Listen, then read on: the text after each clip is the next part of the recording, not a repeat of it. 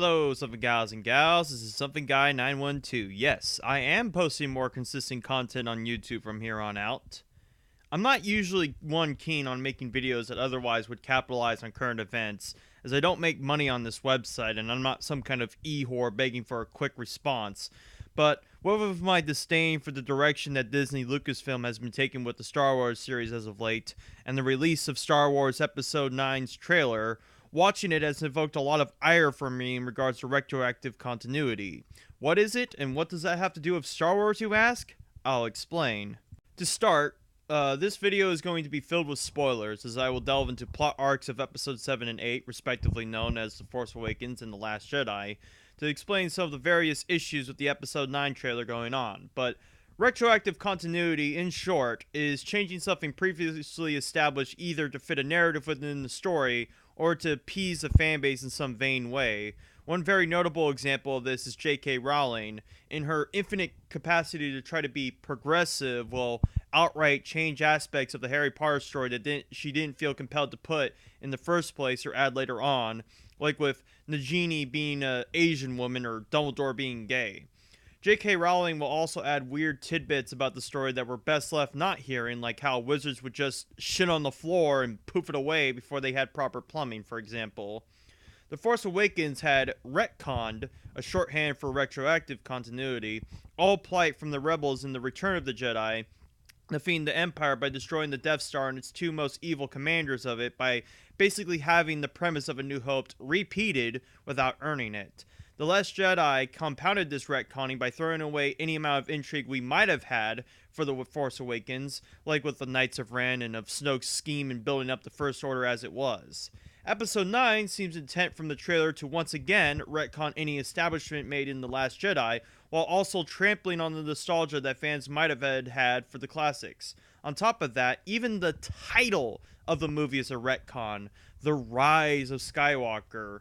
May I remind you that in Episode 8, Luke killed himself by making a forced projection as a mere distraction for the First Order, while the Resistance escapes, otherwise destroying any further lineage we have with the Skywalker family other than Leia and Kylo. More importantly, the depiction of Luke Skywalker in Episode 8 was a disgraced hermit who was all cynical simply because he had the bright idea to kill his nephew in his sleep because he felt the sense of the dark side in him. But I'm sure that on top of retconning Luke's established character, that Mary Sue will also now be a Skywalker, despite that we are made to believe our family was nobody. Roll the tape.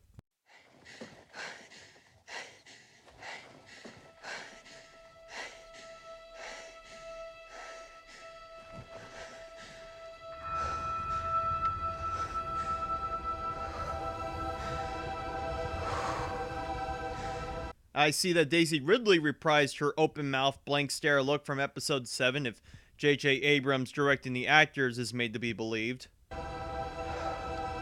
We've passed on all we know. Here's the first of many, many retcons.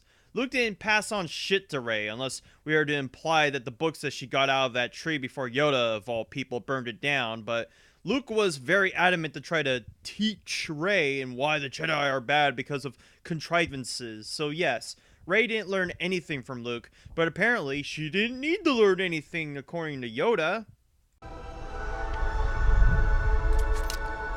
1,000 generations live in you now. Honestly, at this point, I would believe that would be the case with Rey, seeing that she hasn't had to learn anything, go through any trial or tribulation, and has just bullshitted her way through victory without earning it. I guess those fan theories about her being the very concept of the Force manifested aren't too far off, as ridiculous as that notion is.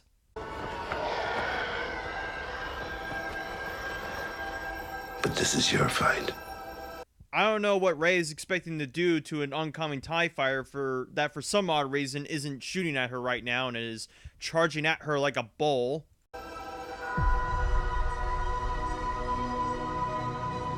Even the ones that apparently had no one, like with Rey and Snoke and Finn. But shush with that skepticism of yours. Can't you just enjoy the spectacle? It's a movie about space wizards made for children, which is why you see arms being made and children getting slaughtered. It's a family film.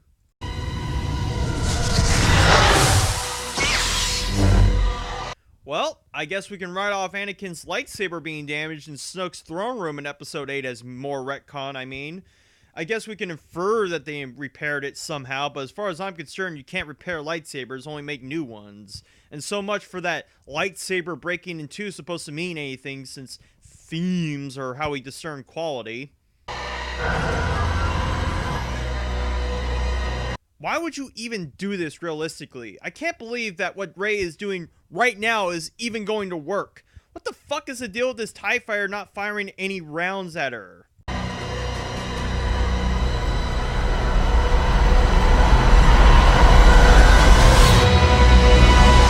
Well, how am I not surprised that she can pull off that stunt with literally no training and no implications that she was in tune with the Force beyond some offhand lines? And how am I not surprised that a TIE interceptor, or TIE silencer, since it looks suspiciously like Kylo's personal ship, wouldn't fire rounds at someone at the ground? More importantly, why a TIE fighter would even fly at ground level if it did have blasters to begin with.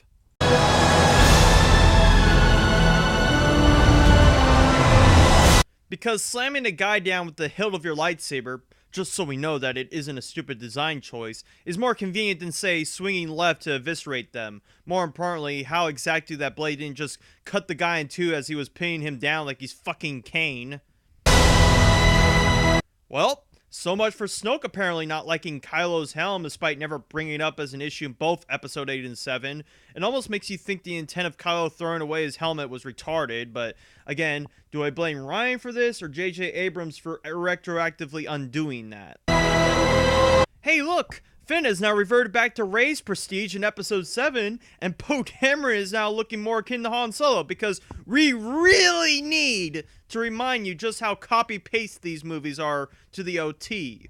Ah yes, because BB-8 had so much importance to the plot in episode 7, and literally zilch in episode 8, that we really need is another droid never seen before that is probably only going to exist to sell toys, like with the Porgs.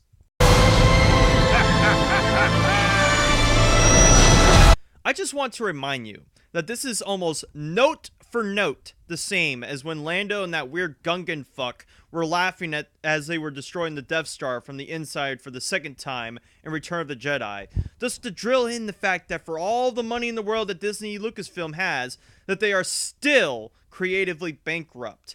And it might just be an innocuous laugh from Lando, but seeing as the Millennium Falcon's flight programming belongs to a literal SJW droid that he apparently fucks, is this ostensibly him reuniting with his lover? Well, it almost wasn't what, with a whole trilogy of movies directed by Ryan being canned as a result of the negative perception of The Last Jedi, on top of the whole slew of Star Wars movies that are going to be released semi-annually just to make this fucking stone bleed. Not to mention that these 3 movies were shoehorned in to continue milking this dead cow for money, despite the saga truly ending with episode 6. There's a lot of rumors going around that C-3PO is going to use the bowcaster in a scene, and I guess this shot is an inference of it, but honestly, it just looks like C-3PO is just holding on to the mast of the ship as Poe and Finn fight off the vague enemy. We'll always be with you. Okay, honestly, what relation does Leia have to Rey that they would be so in tune with another?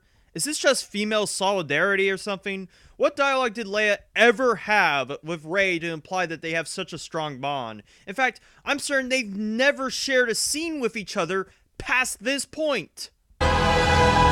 Well, guess Finn's coat that was given to Poe is now lost to the ages, the only unique aesthetic that would identify him, and has gone to growing out his hair similarly to Josh Boyega's character in Pacific Rim 2, making me believe that this movie was filmed during the production of that movie.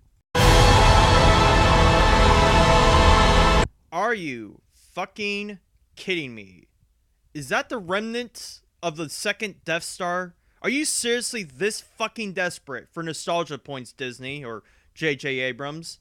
Is this basically you admitting that you have no idea what this saga was supposed to be or convey that we didn't already know? Oh, and don't worry, the real kicker's coming in a few seconds. but on top of the fact that the second Death Star died within orbit of Endor, this planet doesn't look anywhere close to it, so how exactly did this fragment even find itself here? No one's ever really gone.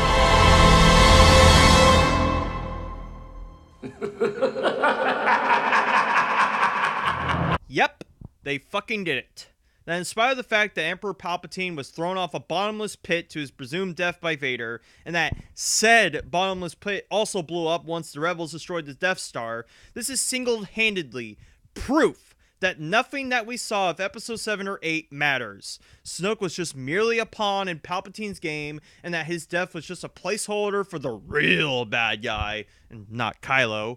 That the plight of the rebels defeating or at least neutering the Empire was completely in vain, and that everything has literally gone back full circle as they intend to shrink the universe of Star Wars down to mere iconography alone. And sure, this is just his laughter. We don't know if it's merely just him laughing in someone's dream or if he's also just a Force ghost, but the fact that this movie still relies on the good parts of the past in order to justify its own existence is tantamount to how Star Wars is now just another brand intending to sell itself as it is with no creative forbearance to get in the way of it. That the idea of kill the past if you have to from Episode 8 is completely thwarted by all the reminders of the past to invoke that point, and that the idea of failure of Episode 8 is also contradicted by arbitrations in the writing of the story, as the writers continue to write themselves in a corner and invent excuses to get out of it. That Episode 7's own very existence was built on the foundation of A New Hope without ever explaining it or earning it, now further emboldened by throwing ever more references to the OT, even if it makes no sense in Episode 9, is exemplary of why the Star Wars movies are failing as a franchise to succeed. This is the problem with retroactive continuity in any film.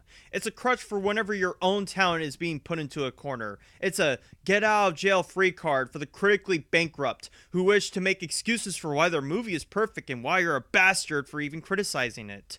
There was no motivation or enjoyment out of me for what was to come out of Episode 9 from watching Episode 8, because I knew that it wouldn't matter. That they would just remake Kylo's helm, that they would just repair the blue lightsaber, they would just have Emperor Palpatine return so that they can have some jingly keys to show off for the fans while distracting them from how truly vain it all is.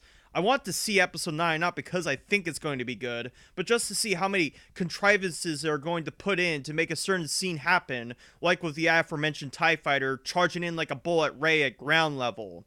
Some retroactive continuity can be good if it doesn't contravene with established things from prior, but right now, Star Wars isn't looking wanting for any of that. The fact that the main goal of both the Resistance and the First Order was to find Luke Skywalker, only for him to die off pathetically and not do anything, Episode 9 already seems at a loss of what to do beyond that, as now the two factions are completely aimless in their goals.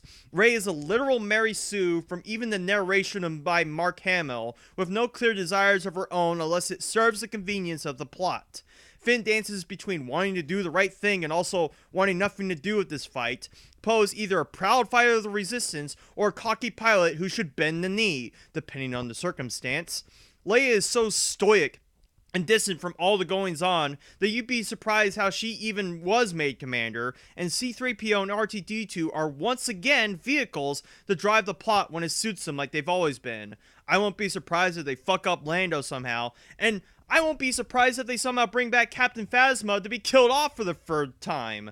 It's a trilogy that has ridden off the back of the original trilogy, hoping that they can make as much bank from it with only minor tweaks. It's a narrative built on the convenience of never having to deal with the consequences of inconsistent story building or writing. It is as malleable as rubber to bend in whatever way it fits to continue showing these movies out for millennia. It's a trilogy that has cheated its fans into fame and cheated itself into earning it, held aloft by the mere pretense of nostalgia as a springboard to allow any bullshit they want to pump out.